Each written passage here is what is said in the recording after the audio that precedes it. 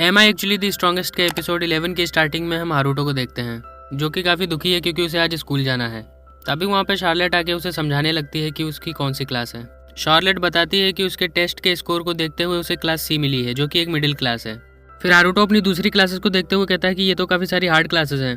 तो शार्लेट कहती है कि ये मैंने आपके लिए पिक करी हैं, आपके लिए तो ये एकदम ईजी होंगी। हारूटो सोचता है कि वो इसका फ़ायदा उठा सकता है।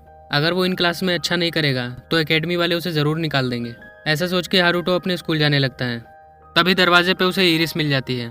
इरिस उसे गुड मॉर्निंग कहते हुए लीजा के बारे में पूछती है, तो हारूटो बताता है कि ये मेरी पर्सनल अटेंडेंट है।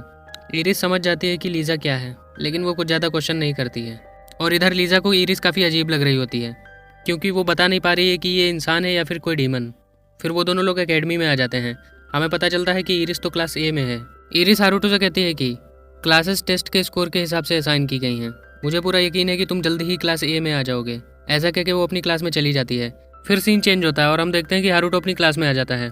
सारे बच्चे उसे ही घूर घूर के देख रहे होते हैं, क्योंकि स्नाइडल को हराने की वजह से वो काफ़ी फेमस हो गया है। तभी टीचर क्लास से स्टार्ट कर देते हैं। वो कहते हैं कि ये क्लास सी है, इसका मतलब है कि तुम सबके पास ऊपर की क्लास में जाने का चांस है और नीचे की क्लास में जाने का भी चांस है।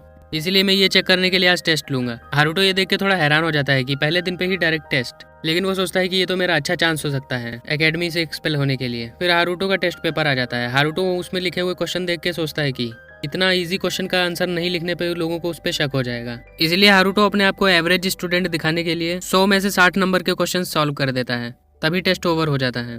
टीचर बताते हैं कि सारे बच्चों का एवरेज स्कोर 20 आया है। वैसे मुझे यही उम्मीद थी, क्योंकि क्लास बी का बच्चा भी इस पेपर में मैक्सिमम 50 नंबर ही ला पाता है।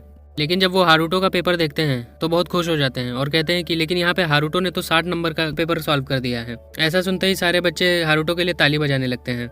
इधर टीचर हारूटो का लेवल देखते हुए उसे क्लास ए में भेजने का बंदोबस्त कर देते हैं। तभी सीन चेंज होता है और हम देखते हैं कि हारूटो क्लास ए में आ जाता है। लायोस और इरिस हारूटो को देखते ही अपनी सीट पे लेके आ जाते हैं।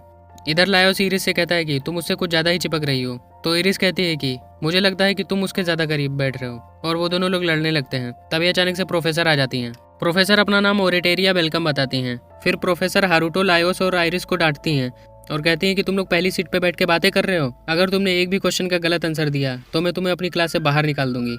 ऐसा कह के प्रोफेसर हारूटो और आइरिस की तरफ देखती हैं और कहती हैं, मैंने सुना है कि तुम दोनों ने उस चश्मिश की लैब ज्वाइन करी है।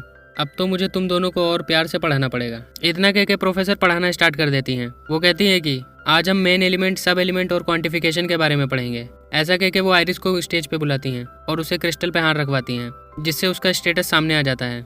हमें पता चलता है कि आइरिस सारे एलिमेंट यूज कर सकती है, लेकिन उसका माना लेवल सिर्फ 5 है। फिर टीचर एक्सप्लेन करती हैं कि जो एलिमेंट सबसे ऊपर है ये आइरिस का मेन एलिमेंट है और बाकी सारे सब एलिमेंट्स हैं। ये क्रिस्टल हमें बस इतना ही बता सकता है।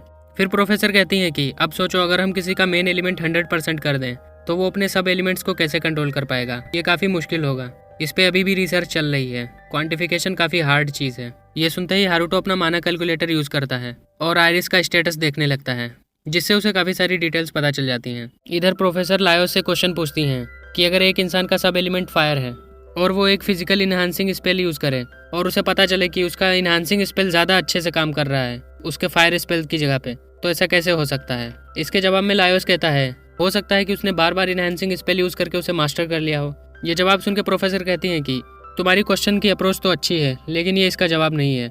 रिसर्च से साबित हो चुका है कि ऐसा बिल्कुल भी नहीं है। तभी हारूटो धीरे से बोलता है कि हो सकता है ये हिडन प्रॉपर्टीज की वजह से हो रहा हो। ये सुनते ही प्रोफेसर हारूटो से पूछती है कि क्या कहा तुमने अभी। हारूटो घबरा जाता है और सोचता है कि क्या मैंने कुछ गलत कह दिया। प्रोफेसर कहती हैं कि जल्दी जवाब दो। तब हारूटो एक्सप्लेन करते हुए बताता है कि हो सकता है कि उसके फायर एलिमेंट के पास एक हिडन प्रॉपर्टी हो इनहैंसिंग की, जिसकी वजह से फिजिकल इनहैंसिंग स्पेल और भी ज़्यादा बेहतर हो जाता हो। ये सुनते ही प्रोफेसर शॉक हो जाती हैं और कहती है कि तुम्हें ये कैसे पता चला, ये तो वी बुला की रिसर्च में लिखा हुआ है। तो हारूटो पूछता है कि ये वी बुला कौन है। प्रोफेसर बताते हैं कि एक मिस्टीरियस बंदा हमें रेगुलरली रिसर्च पेपर भेज रहा है, जिसमें मैजिक के बारे में काफ़ी ज़्यादा जानकारी दी हुई है। हारूटो सोचता है कि ये वी बुला कौन हो सकता है।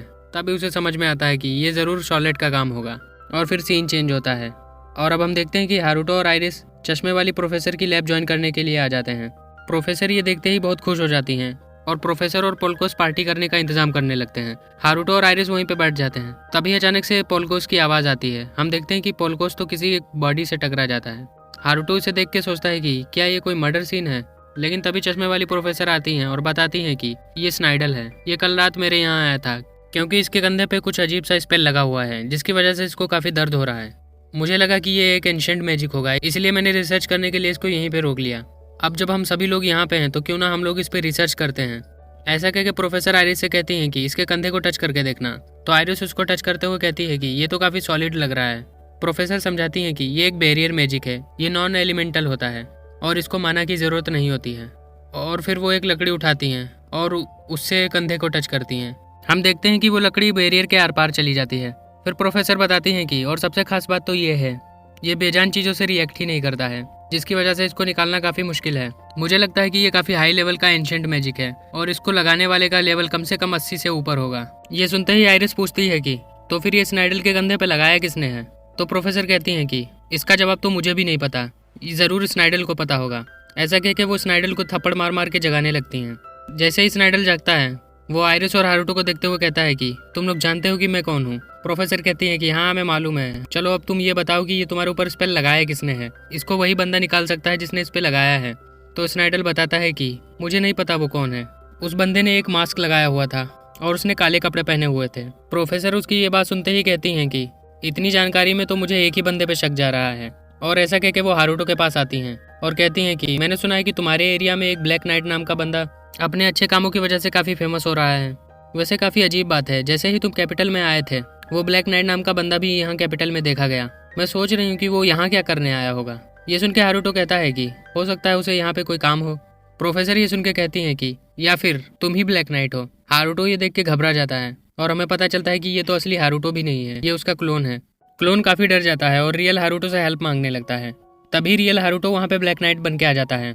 ये देख के प्रोफेसर काफ़ी शॉक हो जाती हैं। ब्लैक नाइट प्रोफेसर से कहता है कि तुम्हारी थ्योरी बिल्कुल ही गलत है, हारुतो ब्लैक नाइट नहीं है, क्योंकि मैं ब्लैक नाइट हूँ और मैं यहाँ पे बुरे लोगों को सबक सिखाने के लिए आया था। ये सुनते ही प्रोफेसर कहती हैं कि तो तुम्हें स्नाइडल की इविल ऑर्गेनाइजेशन के बारे में पता है। फिर ब्लैक नाइट स्नाइडल के पास आता है और कहता है कि अगर तुम डुएल रोक दोगे तो कल सुबह में मैं तुम्हारे कंधे से स्पेल हटा दूंगा। और ऐसा कह के फिर वो वापस जाने लगता है। तभी प्रोफेसर अपना स्पेल यूज करके उसे पकड़ लेती हैं। ब्लैक नाइट यानी कि अपना हारुतो कहता है कि इस सब का क्या मतलब है। प्रोफेसर कहती है कि अब तुम यहाँ पे आ ही गए हो तो मेरे 271 क्वेश्चंस का आंसर दे के जाओ, तुम मेरे स्पेल को इतनी आसानी से नहीं तोड़ पाओगे। जैसे ही प्रोफेसर ऐसा कहती हैं हारुतो उसे तोड़ देता है और प्रोफेसर को पैरालाइज कर देता है। प्रोफेसर ये देख के शॉक हो जाती है और कहती है कि ये तुमने कैसे किया। तभी उधर से पोलगोस कहता है कि ये क्वेश्चन पूछने का टाइम नहीं है, जल्दी उससे माफी मांग लो। प्रोफेसर कहती है कि मैं माफ़ी तो मांगना चाहती हूँ लेकिन मेरे क्वेश्चन अब 824 हो गए हैं और मैं इनके आंसर्स जानना चाहती हूँ। ब्लैक नाइट कुछ भी नहीं बोलता है। तभी अचानक से प्रोफेसर कहती है कि मुझे छोड़ दो, मुझे वॉशरूम जाना है। ब्लैक नाइट उससे कहता है कि मैं तुम्हें तभी छोड़ूंगा जब तुम मुझे शांति से यहाँ से जाने दोगी। प्रोफेसर मान जाती है और फिर ब्लैक नाइट यानी कि अपना हारुतो वहाँ से चला जाता है और इधर प्रोफेसर वॉशरूम की तरफ भागती हैं। यहीं पे हमारा एपिसोड 11 खत्म हो जाता है। उम्मीद करता हूँ कि ये एपिसोड आपको अच्छा लगा होगा। अगर आपको ये एपिसोड अच्छा लगा हो तो चैनल को सब्सक्राइब कर लीजिए और वीडियो को लाइक कर दीजिए।